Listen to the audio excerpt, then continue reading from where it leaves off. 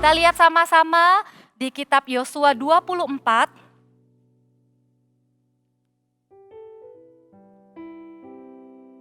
Ayat yang ke-14 sampai ayat yang ke-15. Saya mau ajak kita baca sama-sama ya ayat ini dengan suara yang keras.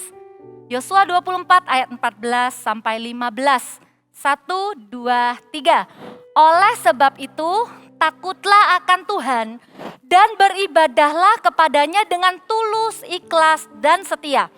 Jauhkanlah Allah yang kepadanya nenek moyangmu telah beribadah di seberang sungai Efrat dan di Mesir, dan beribadahlah kepada Tuhan. Tetapi jika kamu anggap tidak baik untuk beribadah kepada Tuhan, pilihlah pada hari ini kepada siapa kamu akan beribadah. Allah yang kepadanya nenek moyangmu beribadah di seberang sungai Efrat, atau Allah orang Amori yang negerinya kamu diami ini. Tetapi aku dan seisi rumahku, kami akan beribadah kepada Tuhan. Boleh kita katakan sama-sama bagian yang terakhir, tetapi aku dan seisi rumahku. 1, 2, 3. Tetapi aku dan seisi rumahku, kami akan beribadah kepada Tuhan. Sedikit latar belakang, di zaman Yosua ini belum ada gedung ibadah seperti ini. Karena dibangunnya waktu zaman Salomo, masih bentuknya kemah gitu ya. Tapi Yosua sudah membuat sebuah keputusan. Berarti ibadah kepada Tuhan itu haruslah menjadi sebuah keputusan pribadi. Gak peduli misalnya awalnya alasannya karena diajak teman. Apapun alasannya, ibadah kita kepada Tuhan adalah sebuah keputusan pribadi kita di hadapan Tuhan. Dan Yosua membuat sebuah keputusan yang sangat tegas.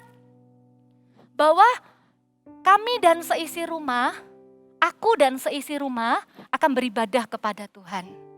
Hari ini saya rindu setiap kita yang sudah duduk di ruangan ini, karena saya tahu tidak semua kita duduk bersama keluarga kita, benar ya?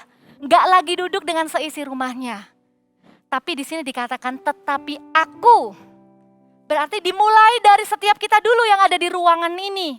Saya percaya Tuhan itu menuntun setiap umatnya untuk menemukan sebuah gereja. Kalau di zaman sekarang ini, untuk tempat kita beribadah, Tuhan itu tuntun. Artinya gak random, gak kayak kebetulan gitu. Kita bisa ada di gereja ini saat ini. Tuhan itu yang tuntun kita. Kalau masing-masing ditanyain gitu ya, gimana ceritanya? Kok bisa ada di gereja Mawar Sharon? Pasti punya banyak cerita. Saya juga. Saya pernah datang ke gereja Mawar Sharon yang bukan yang ini. Namanya sama, tapi bukan di sini. Tapi di sana saya tidak merasa itu seperti home. Satu kali saya datang ke sana sebagai mahasiswa baru yang datang ke kota Surabaya. Tapi saya tidak merasa itu home buat saya. Akhirnya saya nggak menetap di sana. Saya nggak jadi jemaat di sana. Tapi waktu saya berjumpa dengan gereja Mawar Sharon di tempat ini, saya tahu rumah ibadah itu bukanlah hanya sekedar tempat beribadah, tapi benar-benar menjadi sebuah keluarga rohani, rumah Allah untukku. Sehingga keputusan pertama yang harus kita buat adalah menjadi anak Tuhan di rumah Tuhan. Apakah hari-hari ini Anda dan saya sudah didapati menjadi anak di rumah Tuhan di tempat ini? Kalau Anda masih bingung, kalau Anda masih nggak tahu apa sih jadi anak di rumah Tuhan itu, saya kasih ilustrasi. Gereja bukan seperti restoran, Bapak Ibu Saudara. Kalau restoran kita bisa ganti-ganti. Kita kepengen makan apa, kita cari yang sesuai selera kita waktu itu. Kemudian waktu ada di restoran itu, setelah itu kita pergi, belum tentu kita datang lagi berikutnya. Apalagi kalau misalnya kita tahu pelayanannya nggak bagus. Kita langsung bilang, gak usah lah balik lagi ke sana. Tapi kalau kita punya hati sebagai anak, kita akan menerima rumah ini dengan segala kelebihan dan kekurangannya. Kita tidak lihat pembicaranya siapa, itu yang saya syukuri. Lihat ini, coba lihat sekeliling. Penuh kan?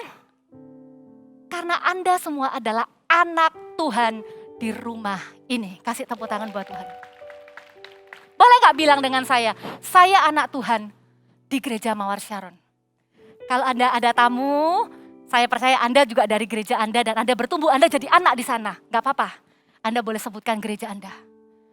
Yang pasti, setiap orang percaya gak boleh jadi lone ranger atau menjadi pejuang sendirian.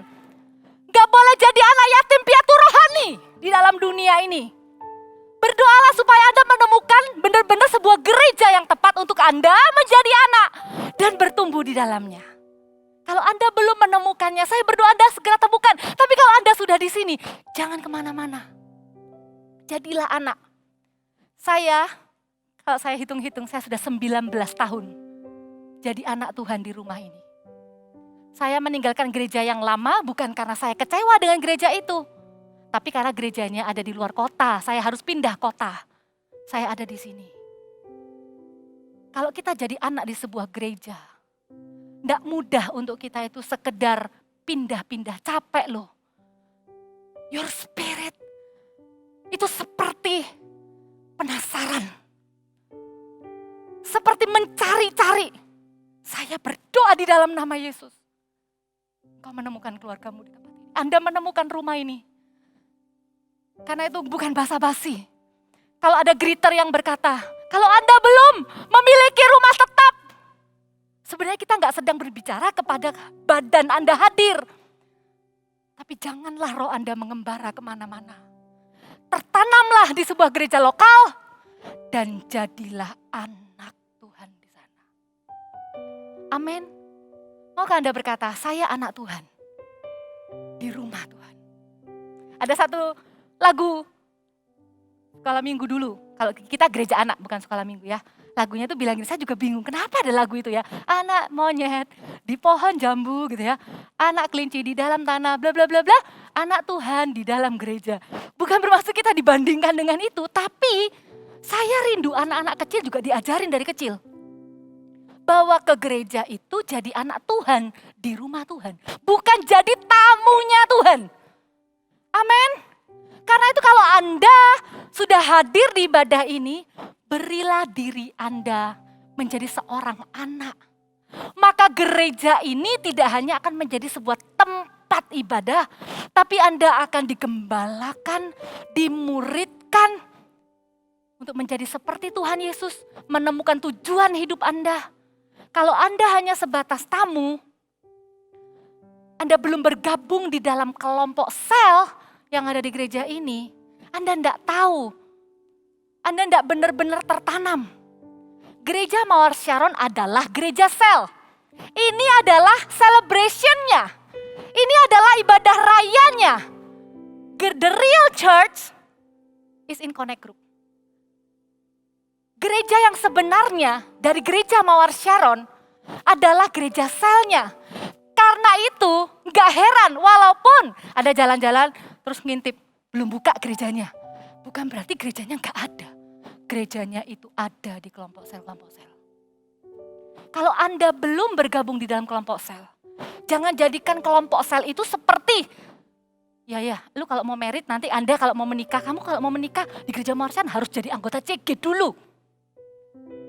Menjadi anggota CG itu artinya menjadi keluarga. Bukan syarat supaya bisa menikah. Bukan syarat supaya apa dan apa. Kalau Anda pernah trauma dengan sebuah kelompok sel, baik itu di gereja Anda yang lama maupun di gereja Mawar Sharon pun karena bisa terjadi. Jangan pernah gagal jadi anak. Gereja Mawar Sharon ini CG-nya ada banyak. Jangan buang diri Anda sebagai anak Tuhan di rumah ini hanya karena Anda pernah kecewa dengan CG Anda. Kembali lagi ke CG. Kembali lagi. Karena bisa jadi orang yang dulu melukai Anda sekarang sudah gak ada lagi. Ataupun ada, tapi Tuhan sudah berperkara di hidup orang itu. Tuhan sudah ubahkan orang itu. Mungkin dia tetap jadi pemimpin, Anda gak mau jadi anggota CG di bawah kepemimpinan orang itu. Gak apa-apa. Cari CG yang lain. Asal Anda bukan orang yang gak mau dibentuk ya. Akhirnya pindah-pindah dari satu CG ke CG yang lain. Tapi saya benar-benar rindu. Karena saya melihat sendiri.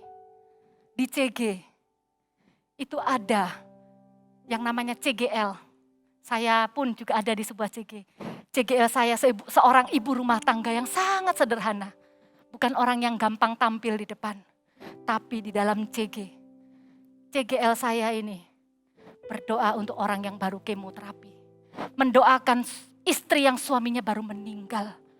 Suami dengan anak-anak kecil yang istrinya juga baru meninggal, gak tahu gimana cara ngomongnya sama anak-anaknya.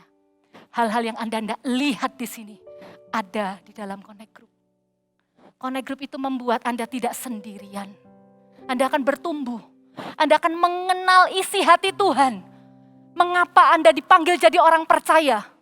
Anda akan menemukan persahabatan dan pemuritan itu di dalam Connect Group. Saya salut. Saya sungguh-sungguh bangga jadi anak Tuhan di tempat ini. Kemarin saya baru menemukan sebuah cerita jemaat. Saya kenal baik dengan jemaat ini. Saya tahu finally setelah berjuang, setelah berjaga-jaga dan lain-lain, akhirnya kena juga virus. Akhirnya kena juga, dia down banget, dia bilang saya sudah beriman untuk negatif tapi ternyata positif. Tapi yang buat saya terharu adalah ketika saya lihat instastory-nya. Dia bilang gini, "Hi friends," gitu ya. "Sekarang saya jadi punya banyak waktu. Saya mau mendoakan Anda. Silakan ketik di kolom ini apa yang saya mau doakan. Saya bersedia jadi partner doa sepakat Anda." Lalu ada orang yang ngisi-ngisi ya, ada yang pengen keluarganya percaya Yesus dan lain-lain. Itu loh jemaat kita. Itu loh Pak Philip jemaat kita. Itu loh jemaat gereja Mawar Sharon yang bertumbuh.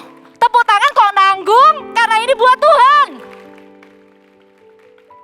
Mau dapat dari mana sebuah hati yang tidak egois, yang hanya memikirkan diri sendiri dan kehidupannya, Anda akan capek dengan itu semua. Anda mau tahu arti hidup ada di mana? Ketika Anda tidak hanya memikirkan diri sendiri, Anda belajar melayani. Di Connect Group Anda belajar melayani. Mau jadi anak Tuhan di rumah Tuhan di tempat ini?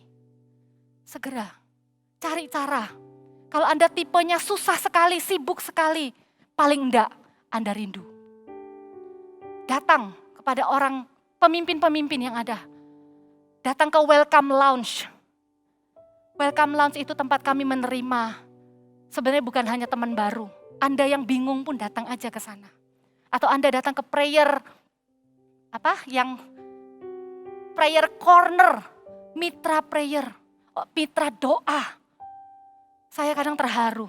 Pendoa-pendoa kita itu kayak sales. Mau didoakan padahal yang butuh Anda. Kenapa enggak dengan rendah hati berkata, "Saya ini loh, belum nemu CG. Doakan saya supaya saya bertumbuh di CG." Simple. Jangan takut. Jangan takut untuk memberi diri menjadi anak Tuhan di rumah Tuhan. Tidak pernah saya dengar ada orang yang merasa, "Rugi aku, terlalu setia sama Tuhan. Rugi aku, terlalu aktif melayani." Kecuali kalau Anda memang salah konsep tentang pelayanan dan ibadah. Saya rindu, sungguh saya rindu.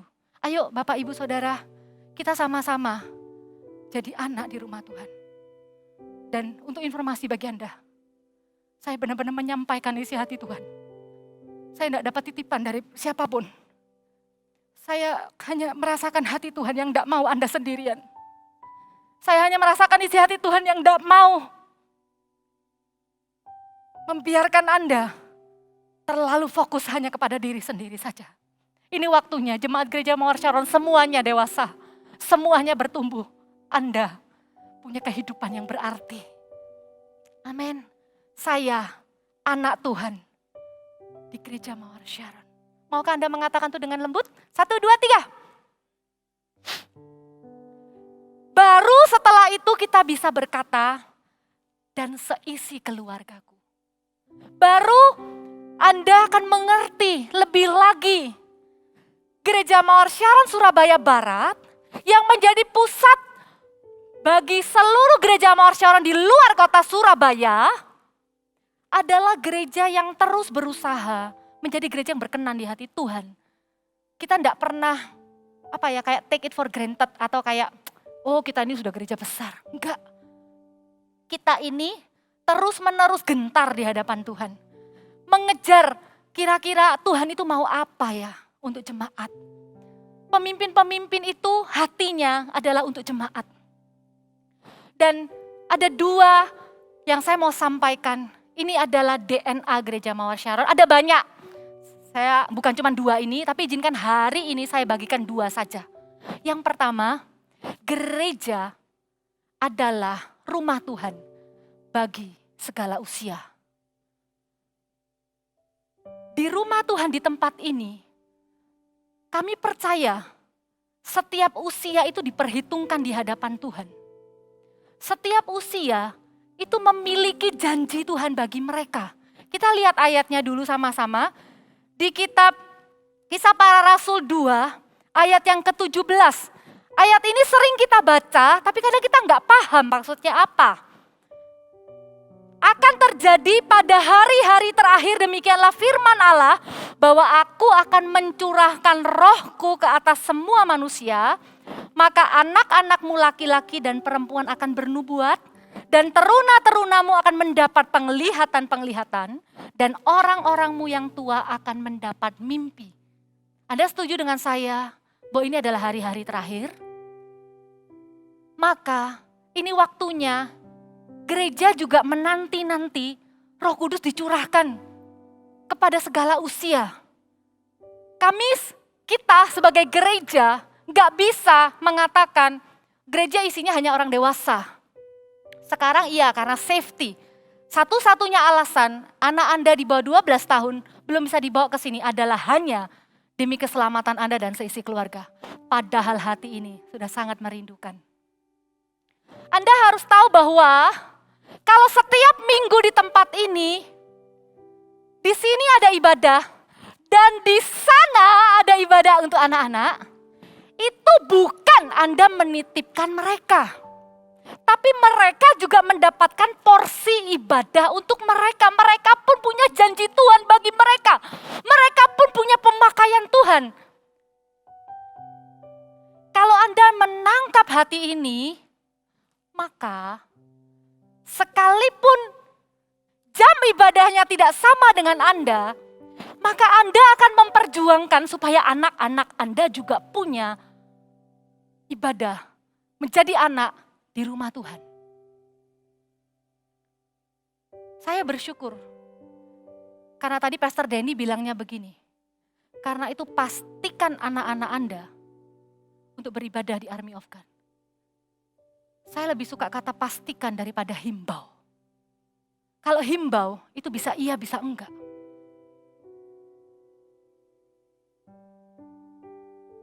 Tahukah Anda bahwa masa transisi adalah masa yang paling berbahaya? Kalau Anda selama ini berpikir anak-anak Anda itu ke gereja, kemudian pisah dari Anda hanya supaya tidak mengganggu Anda di ruang ibadah, Anda salah besar. Mereka sedang dipersiapkan untuk dari sekarang, bahkan mereka pun dari sekarang sudah mengalami janji Tuhan. Dan masa transisi itu terjadi ketika mereka bukan lagi anak-anak. Usia teens adalah usia yang sangat berbahaya. Karena itu dibutuhkan Anda belani, nganter. Walaupun jam ibadahnya tidak sama dengan jam ibadah Anda. Kalau Anda belani hari ini, jangan pernah berpikir, wah anak saya ini masih kelas 12 ke atas, kelas 7, masih nggak ngerti, masih belum, masih asik sendiri, masih bisa ikut dengan kita. Apa yang Anda tidak lihat adalah apa yang terjadi di dalam diri mereka. Belani, ya Bapak Ibu ya, hari Sabtu datang lagi ke tempat ini. Datang lagi ke tempat ini karena di tempat ini 3:30 ada ibadah Army of God Teens. Itu adalah untuk anak-anak Anda. Oh itu kan family time hari Sabtu, Anda bisa atur waktunya. Karena Anda merasa urgensi di hati Anda untuk setiap keluarga Anda juga beribadah kepada Tuhan. Mendapatkan firman, mendapatkan makanan. Loh kan online bisa. Anak-anak butuh komunitas. Anak-anak butuh interaksi. Saya sungguh-sungguh dorong. Anda memastikan setiap anak-anak Anda mendapatkan penggembalaan sesuai dengan usianya. Gereja kita sungguh-sungguh ada visi untuk anak-anak muda. Ada visi untuk anak-anak kecil. Jangan dilewatkan.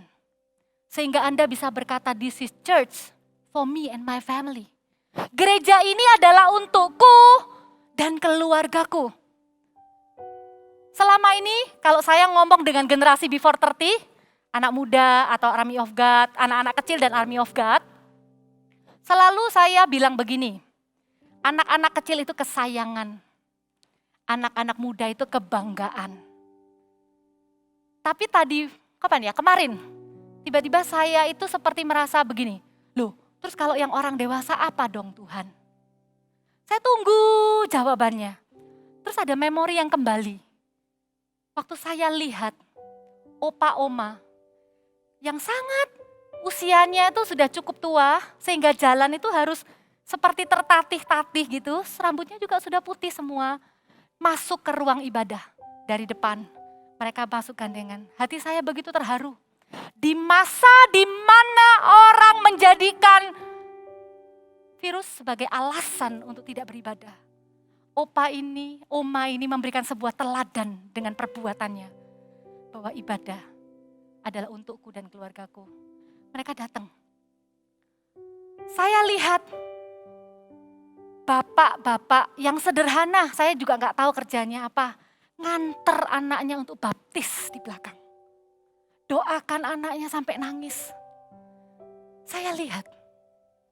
Orang-orang yang di dunia kerjanya itu adalah orang-orang yang direspek, dihormati. Bahkan punya banyak pegawai. Tapi ketika datang ke gereja, itu melayani. Bahkan saya pun dilayani sampai saya sungkan-sungkan. Waktu saya lihat memori itu, saya kembali lagi dengan memori itu. Seperti ada sebuah kalimat begini. Orang-orang tua adalah kehormatan di rumah Tuhan ini. I respect you. Saya respect dengan Anda. Waktu saya melihat orang-orang tua yang ada di gereja ini, saya seperti bisa melihat in the future I wanna be like that. Saya belajar untuk setia. Saya belajar untuk melayani. Kepada orang-orang muda. Saya lihat orang-orang muda di tempat kita ini orang muda yang benar-benar tidak egois. Mereka bisa loh pakai waktunya itu untuk nonton, main. Tapi mereka datang melayani di CG, melayani di ibadah. Kalau Anda menoleh aja kiri kanan, banyak orang-orang muda yang melayani. Apalagi anak-anak, aduh. Dears, kesayangan di hati kami. Kami kangen anak-anak Anda. Kalau mereka hari ini gak bisa ibadah dengan Anda, boleh gak saya sebagai kakaknya anak-anak ini minta kepada Anda untuk memastikan supaya mereka juga bisa beribadah kepada Tuhan. Amin. Gereja ini adalah gereja bagi segala generasi. Ada pemakaian Tuhan. Ada janji Tuhan untuk setiap usia. Anak kecil bernubuat. Anak muda dapat penglihatan. Orang-orang tua mendapatkan mimpi. Saya barusan aja ngalami lagi yang namanya didoakan anak saya sendiri. Jadi tadi ceritanya di ibadah 1, itu saya tiba-tiba ngeblank di tengah-tengah khotbah karena ayatnya hilang. Jadi saya itu benar-benar kayak merasa gitu ya. Dan saya enggak cerita sama anak saya. Jadi anak saya doakan saya itu 2 kali. Kemarin anak saya cuma bilang gini, please give mommy supaya mommy brave. Oke, amin, supaya mami berani. Tapi tahu nggak barusan anak saya doakan saya apa? Saya nggak cerita loh. Bless mami, so there is no mess up. Tapi, lihat kata selanjutnya. And the people will understand Jesus' heart. Anak saya itu umur berapa sih? Ngerti apa sih? Saya geli dengan doa yang pertama. Iya ya, supaya saya nggak mess up lagi. Tuhan tolong supaya saya nggak lupa ayatnya. Seperti ibadah 1, nggak ada mess up. Tapi waktu anak saya berdoa supaya jemaat mengerti isi hati Tuhan Yesus. Saya tahu bahwa ini adalah isi hati Tuhan Yesus untuk Anda. Perjuangkan supaya Anda bisa berkata, aku dan seisi rumahku kami akan beribadah kepada Allah. Kalau anak Anda itu lagi di masa sulit, belum mau ibadah, belum ada teman, lagi males dan lain-lain, perjuangkan. Temenin kalau perlu. Jangan Anda berpikir, nanti kalau dia sudah bisa pergi sendiri, dia akan pergi. Belum tentu. Lebih baik sekarang kita anterin. Jangan sampai nanti suatu ketika kita yang sudah tidak bisa pergi, kita minta kepada anak kita, anterin papa mama ke gereja. Mereka bilang, aku sibuk. Karena dari kecil gak pernah terbiasa diantar, dibawa ke rumah Tuhan. Amin Bapak Ibu. Ibadah Army of God kita itu memang di hari Sabtu. Bukan berarti gak ada. Ada. Ada. Saya diberkati dengan kesaksian seorang ibu. Eagle Kids dengan Army of God Gereja Anak dan Army of God Anak Muda. Itu kami jaga hubungan dengan sangat baik. Pengurapan kami itu satu. Supaya di masa transisi itu gak ada satupun yang hilang. Karena namanya anak ya, ada aja. Mamanya ini bolak-balik bilang, Kak Pau gimana ya? Belum mau loh dia ini ke AOG. Saya itu sudah mau ajak, mau antar, belum mau. Hati seperti itu loh yang harusnya jadi hati orang tua. Bukan anaknya kepengen berangkat, tapi alasannya gini, kenapa kok kamu gak bisa ibadah? Papa mama gak mau antar. Sedih kan? Nah yang jemaat tadi ibu ini, kita kerjasama. Gimana ya caranya ya? Ibadahnya Sabtu sore. Ya udah mau gak? Ditawarin pelayanan dulu siangnya. Singkat cerita, seneng bisa pelayanan, bisa ibadah, bisa CGAOG juga. Nah, di CGAOG itu, di AOG itu ada yang namanya finding major. Jadi anak-anak Anda itu dijaga supaya nggak salah jurusan. Anak ini ikut acara finding major itu. Setelah selesai, dia datang in tears loh dengan papa mamanya dan bilang gini, untung aku ikut acara AOG tadi itu. Hampir aku salah pilih jurusan. Sesimpel itu buat kita kayak, apa sih gitu aja. Tapi buat seorang anak, itu tujuan hidupnya. Itu penting di hidupnya. Maukah Anda melihat anak-anak di keluarga Anda itu seperti Tuhan melihat mereka? Maukah Anda melihat generasi yang ada di bawah Anda itu sama seperti Tuhan tuh punya janji atas hidup mereka? Ada nggak di tempat ini anak-anak usia teens atau youth? Ke AOG ya? Ke AOG ya? Double boleh? Harus temani papa mama. Yes, welcome. Temani papa mama hari Minggu. But your place, your best place ada di Army of God hari Sabtu. Amin. Gereja kita cinta segala usia. Ada visi untuk segala usia. Jangan karena kelihatan mereka tuh sepertinya gak terlalu punya masalah. Memang kalau mau di-compare ya, kadang-kala masalah papa mama, masalah kita sebagai adult, itu lebih kompleks.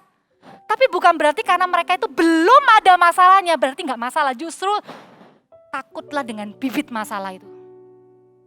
Bereskan dari sekarang. Saya terharu, saya curhat, saya cerita kepada pastor kita. Saya bilang begini, pastor, hari-hari ini kok gak kebetulan ya, kok kayaknya Tuhan tuh lagi mau ngomong sesuatu ya untuk kita ya. Kok dalam 1 minggu bisa ada 3 kasus yang muncul. Yang satu kasus anak perempuan yang tomboy banget dan gak mau ngakuin dia tuh perempuan. Ada satu lagi anak ngechat ke kakaknya dan bilang, I'm confused, am I boy or girl? Ada satu lagi papa gak sengaja nemu di handphone anaknya. Ternyata anaknya sudah join dengan grup LGBT. Karena anaknya pinter berbahasa Inggris, jadi koneksinya luas banget. Kenapa muncul ya, gelisah hati saya. Saya ngomong ke Pastor Philip, kemudian Pastor Philip bilang, ayo Pau, kita buat KKR Anak Pure Desire. Kita gak akan pernah berhenti Bapak Ibu. Kita rindu anak-anak Anda itu, gak terhilang. Jangan pikir karena dia tuh kelihatan mungil dan baik-baik saja, Anda gak kehilangan mereka. Bawa mereka dengan sengaja ke rumah Tuhan. Pastikan mereka digembalakan juga di dalam CG. Ada loh CG AOG, ada loh CG anak-anak. Karena gereja ini juga adalah untuk Anda dan anak-anak Anda. Amin. Perjuangkan. Jangan jadi orang tua yang berkata begini. Aduh Kak Pau, kasihan. Sudah Senin sampai Jumat sudah online. Masa CG mau online lagi? Justru saya bilang begini, itu Senin sampai Jumat untuk sekolah. Ini 1 kali untuk kerohanian. Bella nih, kalau perlu kurangi waktu nontonnya, kurangi. Kalau game sekolah kan gak mungkin dikurangi ya. Tapi perjuangkan gitu loh. Terutama ketika gereja tuh belum bisa undang mereka. Janji ya sama saya, kalau 1 hari gereja ini dibuka lagi untuk anak-anak Anda, bawa mereka kemari. Walaupun jamnya gak bareng dengan Anda, mau gak? Yang mau angkat tangan. Tuhan lo yang lihat lo. Tuhan lo yang lihat lo. Jangan ada anak yang berkata aku gak bisa ke gereja kalau papa mama gak mau antar. Anak-anak butuh rumah Tuhan di hidup mereka. Saya ini produk anak yang cinta rumah Tuhan dari kecil. Saya gak malu bilang, saya cinta rumah ini. Saya cinta gereja ini.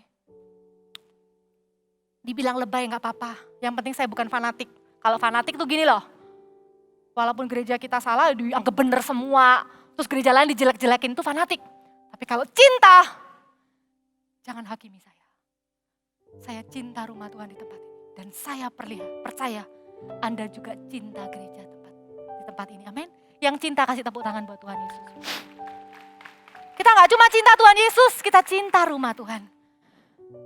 Apalagi ya, rumah Tuhan di tempat ini tuh benar-benar punya visi untuk setiap usia. Saya masuk ke sini tuh jadi mahasiswa semester 1. Masih bandel-bandel, sering dihukum. Disiplin, gak boleh pelayanan, pernah juga. Pacaran juga dibimbing. Punya anak juga dibimbing. Sampai sekarang juga masih kadang salah-salah juga dicita, disalah ya, disayang, ditegur. Tapi karena saya anak, saya juga berkata gereja ini juga untuk anak-anak saya nantinya. Amin. Dan yang kedua, gereja ini adalah gereja yang tidak pernah berhenti melakukan amanat agung. Bapak, Ibu, Saudara, amanat agung tidak pernah menjadi sesuatu yang kuno. Amanat agung adalah alasan gereja ini ada. Amanat agung adalah alasan kita menjadi orang Kristen. Kita lihat sama-sama. Ayat yang ini saya rindu kita baca sama-sama lagi.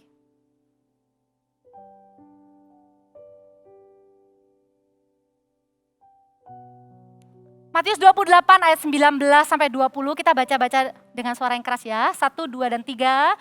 Karena itu pergilah, jadikanlah semua bangsa muridku dan baptislah mereka dalam nama Bapa dan Anak dan Roh Kudus. Dan ajarlah mereka melakukan segala sesuatu yang telah kuperintahkan kepadamu. Dan ketahuilah aku menyertai kamu senantiasa sampai kepada akhir zaman. Saya sempat ragu-ragu mau cerita apa enggak ya. Tapi ya udahlah, enggak apa-apalah apa adanya. Waktu pertama kali saya datang ke gereja di tempat ini, enggak mudah untuk mengadopsi hati dari gereja ini. Karena saya juga dari mungkin latar belakang dan lain-lain ya. Jadi waktu pertama kali datang ke gereja ini saya tuh bingung. Satu yang buat saya bingung. Saya bingung kenapa gereja ini tuh suka banget kumpulin orang banyak-banyak. Ya KKR itu loh maksudnya. Terus pastornya teriak-teriak. Minta orang terima Tuhan Yesus. Jujur saya tuh bingung. Walaupun saya itu sudah ikut CG, sudah pelayanan. Di batin saya itu masih ada sebuah pertanyaan. Kenapa harus begitu? Apalagi tambah aktif pelayanan kan tambah tahu belakang-belakangnya ya. Budgetnya juga gede. Budgetnya tuh juga besar. Sebagai orang yang belum menjadi anak, saya berpikir gini. Daripada dibuat KKR gitu, kan mending dibuat nolong orang susah. Saya jadi malu ngomong gini. Saya kok kayak Yudas gitu. Tapi itu jujur. Tapi ini loh kalau kita tuh jadi anak, kalau kita nggak paham, stay. Kalau ada yang kita nggak ngerti, tanya ke Roh Kudus, itu yang the best. Saya nggak datang ke Pastor Philip terus bilang gini, Pastor, saya kok nggak paham kenapa Pastor bikin KKR. Saya nggak tanya gitu, nggak berani waktu itu. Saya doa. Terus ada momen demi momen yang Tuhan pakai untuk ngajari saya. Saya cerita salah satunya. Jadi saya dengan suami waktu itu baru menikah. Apalagi ya, kita sudah full time.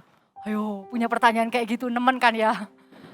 Sudah full time suami istri. Kita tuh nonton National Geographic yang sepak bola zaman dulu itu loh. Jadi gelanggangnya itu masih isinya tuh orang hitam putih. TV-nya tuh masih hitam putih. Nonton bola, saya cuma nemeni aja. Saya nggak ngerti. Tapi tiba-tiba suami saya tuh bilang gini, Yang, lihatan orang-orang yang ketawa-ketawa itu.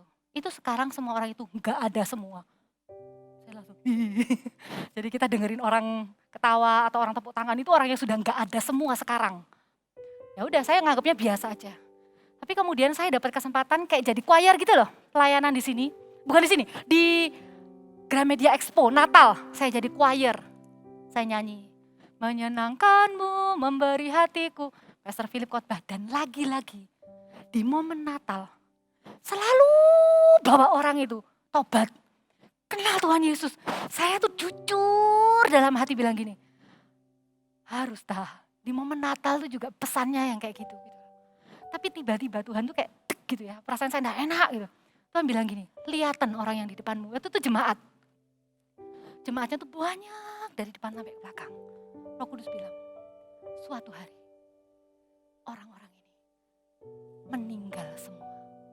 Pertanyaannya, kemana mereka? Saya langsung bertobat di backstage. Saya dilawat Tuhan. Saya tahu saya ada di gereja yang gak akan pernah berhenti melakukan amanat agung. Justru kalau misalnya tiba-tiba di gereja ini sudah tidak lagi diajarkan untuk menjangkau jiwa-jiwa. Justru kalau tiba-tiba di CG sudah Anda gak diingatkan lagi untuk ngajak keluarga Anda. Kalau tiba-tiba sudah tidak ada lagi KKR Army of God atau KKR anak. Mau gak Anda berdiri dan bilang, di mana alasan gereja ini berdiri? Kok sudah gak ada lagi? Maukah Anda lakukan itu? Kita gak punya pengkhotbahnya. Maukah Anda berkata, saya yang khotbah di CG-CG? Kalau memang itu waktunya. Menjadi anak, mengerti bahwa gereja ini didirikan untuk amanat agung. Kalau misalnya cara-caranya yang salah, caranya yang dibenerin. Wah, terlalu provokatif, terlalu negatif caranya. Caranya, karena jemaat juga masih bertumbuh. Tapi jangan buang amanat agung dari hati setiap kita. Caranya boleh dievaluasi terus. Ayo, kok kurang efektif, bla bla bla. Gak apa-apa, kita masih sama-sama belajar. Tapi hatinya itu jangan pernah berubah. Saya mau tantang, visi kita itu diterjemahkan Bapak Ibu. Karena kalau kita dengar jadikanlah semua bangsa, itu seperti huge, begitu besar tidak terukur. Gereja Mawar Syaro menerjemahkannya dalam kalimat 1000 gereja lokal, 1 juta murid. Saya tiba-tiba merasa dibanding kata semua bangsa, 1 juta itu sebenarnya kecil. Sakit loh waktu ngomong gini nih. Kecil sebenarnya, tapi visi itu begitu besar. Saking besarnya, di salah satu acara Before 30, mentoring dengan anak-anak, saya tahu Anda pernah nonton apa enggak, ada anak kecil tanya, Pastor, ada enggak cita-citanya atau doanya Pastor itu waktu Pastor jadi pendeta yang bangun gereja itu yang belum digenapi sampai sekarang? Waktu itu Pastor Philip bilang, dan 1 juta murid. Dan itu enggak akan selesai. Jadi bilang sama anak-anak, nanti kalian bantu ya. Bapak, Ibu, Saudara, Anda dulu, maukah Anda ada di dalamnya? Bukan jadi komentatornya. Bukan jadi penontonnya, tapi jadi lakonnya. Anda mungkin bingung kan? Apa? Enggak apa-apa, doa aja. Jangan tentang visi itu, jangan jadi basi di hidup Anda. Doakan aja. Ada tempat untuk Anda di dalam visi itu. Saya lebih baik anak saya bertumbuh besar dengan kerinduan. Enggak apa-apa, dia nanti jadi orang sukses adalah doa kita semua, benar ya kalau kita punya anak. Tapi Maukah kita juga minta supaya anak kita cinta akan rumah Tuhan dan ikut membangun 1000 gereja lokal itu? Saya diberkati. Saya benar-benar seperti punya sebuah paradigma yang baru. Ada cerita banyak, saya dengar banyak banget cerita yang bikin saya tuh sebagai seseorang tuh yang kayak kagum-kagum gitu loh. Ada orang yang istilahnya itu kayak memberi, ini bukan lagi ngomong soal pemberian aja ya, jangan salah. Ada orang yang memberi untuk rumah Tuhan, ada orang yang melayani, belani, menginjil. Ada orang yang benar-benar rela gitu ya, menderita untuk sama-sama hanya demi tujuannya tuh lihat orang tuh bisa kenal Tuhan Yesus, hidupnya diubahkan. Sampai satu titik untuk pembangunan gereja pun dia bilang nanti ya kalau di kota itu yang buka, pastor pilih dulu mau buka di mana, nanti saya akan buka di sana. Saya tuh dengan polosnya gini, wih gereja beruntung ya punya jemaat kayak gitu. Saya langsung ditegur Roh Kudus. Waktu itu juga Roh Kudus bilang gini, bukan. Orang itu yang beruntung jadi jemaat gereja Mount Sharon. Waktu itu saya enggak ngerti. Saya cuma bilang, oh ya sudah, berarti saya enggak boleh punya konsep yang salah. Anda dan anak-anak Anda yang akan beruntung kalau Anda mencari dahulu kerajaan Allah dan kebenarannya. Yang lain-lain itu hanya tambahan buat Anda. Semua anakmu akan menjadi murid Tuhan dan besarlah kesejahteraan mereka. Mana dulu yang Anda kejar? Anak Anda jadi murid Tuhan dulu atau hanya anak Anda mengejar kekayaan dan kepopuleran? Saya berdoa, Anda benar-benar berdedikasi dengan keluarga Anda bilang, kita ini ada di gereja yang hatinya untuk jangkau jiwa-jiwa. Ada enggak temenmu yang papa mama bisa jemput kalau memang mau ke gereja? Boleh enggak kita doain sama-sama temenmu itu? Saya kemarin duduk dengan 2 generasi. Di Zoom satu ketemu muka langsung. Satu anak umur 11 tahun, satu anak umur 19 mau 20. Jadi satu anak Eagle Kids, satu anak AOG. Yang anak Eagle Kids ini selesai CG stay di Zoom karena pengen cerita dengan saya. Anak ini bilang gini, Kak, aku sedih loh Kak, temanku tuh kayaknya gak pernah baca Alkitab di rumah. Saya melihat compassion, itu ada di anak-anak. Dan buat saya itu lebih mahal daripada apapun juga. Terus saya cerita, ayo kita doain. Akhirnya kita end the Zoom meeting itu dengan mendoakan teman-teman dia itu. Dia sedih karena temennya itu gak benar-benar sungguh-sungguh ikut CG-nya. Terus yang anak mudanya tuh duduk ngobrol-ngobrol, bilang hal yang sama. Kak, temenku tuh ada loh Kak. Dulu tuh CGLAOG loh Kak. Tapi papanya terus meninggal. Terus dia tuh kecewa sama Tuhan, akhirnya gak mau ke gereja lagi loh Kak. Ya apa ya Kak? Terus mereka tuh ngomong sendirian, ya apa? Apa nanti kita sudah pindah Jakarta ya? Kita ajakin lagi ya gitu ya. Saya tuh lihat gitu. Saya pikir itu loh treasure. Saya rindu di rumah Tuhan di tempat ini. Anak-anak kita itu bertumbuh dengan compassion. Tahu punya rasa belas kasihan untuk jiwa-jiwa yang belum diselamatkan. Itu yang ada. Bagaimana dengan kita? Bagaimana dengan kita? Saya tutup dengan sebuah ayat yang agak keras. Maafkan saya. Tapi ini isi hati Tuhan. Pekerjaan Roh Kudus di hidup kita.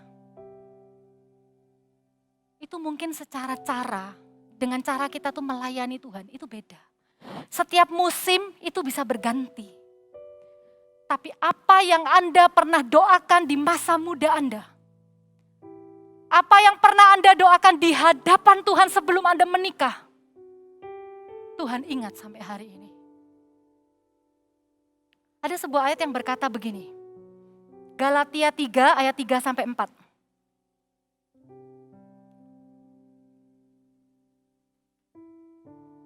Galatia 3 ayat 3 sampai 4. Adakah kamu sebodoh itu? Itu gemes rasanya. Adakah kamu sampai sebodoh itu? Kamu telah mulai dengan roh. Maukah kamu sekarang mengakhirinya di dalam daging? Sia-siakah semua yang telah kamu alami sebanyak itu? Masakan sia-sia? Ada sebuah panggilan Tuhan hari ini kepada Anda yang dulunya melayani Tuhan, Tapi hari ini Anda hanya menghabiskan waktu dan air mata Anda memikirkan diri sendiri. Ada sebuah registrasi lagi, bukan untuk join servo dan lain-lain, nggak lagi buka servo. Anda dulu waktu jadi anak muda, Anda nangis di hadapan Tuhan untuk teman kuliah Anda. Anda jemput dia supaya bisa ikut ke ibadah atau ke CG. Anda sekarang ada di season yang baru. Anda punya pekerjaan, Anda punya istri, Anda punya anak. Apakah hati itu masih tetap ada? Bukan ngomong soal pelayanannya, tapi hati yang mengasihi Tuhan dan mengasihi jiwa-jiwa apakah masih ada di sana? Waktu itu kita begitu hancur, begitu mudah nangis. Sekarang kita nangisnya karena drama Korea. Bapak Ibu, musim boleh berganti. Propose lagi di hadapan Tuhan. Tuhan pakai aku ya. Semua jemaat gereja Mawar Sharon, gak ada yang gak bisa dipakai Tuhan. Visi ini terlalu besar sehingga setiap satu dari Anda pasti bisa dipakai Tuhan. Anda buka jalan. Anda hanya menyampaikan informasi aja. Ada loh gereja Mawar Sharon sekarang di kota Tarakan misalnya. Hanya dengan menyampaikan itu aja. Anda mau tahu aja. Anda mau peduli enggak? Iya, ini orang sudah lama enggak pernah ke gereja. Tak coba ajak sih minggu depan sih. Tak coba kasih dulu sih linknya saat teduh. Tak coba dulu sih ajak di CG. Apakah kerinduan itu masih ada di hati setiap kita? Amin. Saya tutup dengan ayat yang terakhir di Kisah Rasul 2 ayat 39. Dikatakan begini, sebab bagi kamulah janji itu. Bagi setiap Anda Bapak Ibu, ada sebuah janji. Janji itu apa? Dan bagi anak-anakmu dan bagi orang yang masih jauh, yaitu sebanyak yang akan dipanggil oleh Tuhan Allah kita. Kalau ada lagu yang bilang begini, sampai akhir ku menutup mata, ku tetap setia menanti janjimu. Ada sebuah pertanyaan besar. Janji Tuhan apa yang Anda tunggu sampai akhir hidup Anda?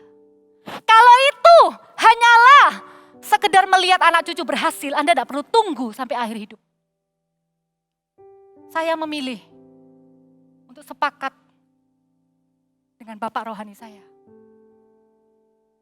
Saya memilih sampai akhirku menutup mata, ku tetap setia menanti janji digenapi, yaitu lewat gereja Mawar Sharon akan berdiri 1000 gereja lokal dan 1 juta murid. Saya pernah bercanda dalam meeting gitu ya, saya tuh lupa kalau ternyata saya sama Pastor Philip tuh usianya gak jauh banget. Saya cuma bercanda. Karena Pastor Phil bilang, saya pengen lihat mimpi ini digenapi sebelum saya mati gitu ya. Terus saya mikir bilang, ya oke Pastor, saya support sebelum Pastor mati, visi itu biar digenapi. Terus saya baru sadar, kalau Pastor Philip mati saya lah segera menyusul. Karena usianya enggak jauh. Sungguhan, ternyata baru sadar, kita seangkatan Pastor. Kita satu generasi. Saya jadi punya hati itu seperti Daud. Melihat Salomo yang masih kurang berpengalaman. Saya mau transferkan hati yang cinta Tuhan kepada anak-anak. Saya mau transferkan hati yang cinta akan Tuhan dan jiwa-jiwa kepada generasi selanjutnya. Karena nanti merekalah yang akan mempercepat apa yang kita bangun. Yang kita bangun itu ada 2030, 300 dulu. Itu pun benar-benar butuh dukungan doa Anda dan Anda jadi kepanjangan tangan Tuhan untuk menjangkau jiwa-jiwa di kota-kota itu. Nanti ya tunggu ya, pasti soon akan ada laporan nama-nama kotanya yang akan segera diinfokan kepada Anda. Kalau Anda punya rekan di daerah sana, keluarga, segera kita sama-sama. Mau gak dalam hadirat Tuhan tuh seperti kita tuh kayak gandengan, kan gak boleh gandengan ya. Tapi sekarang tuh kayak gandengan gitu loh. Let's do this together. Mau Bapak Ibu?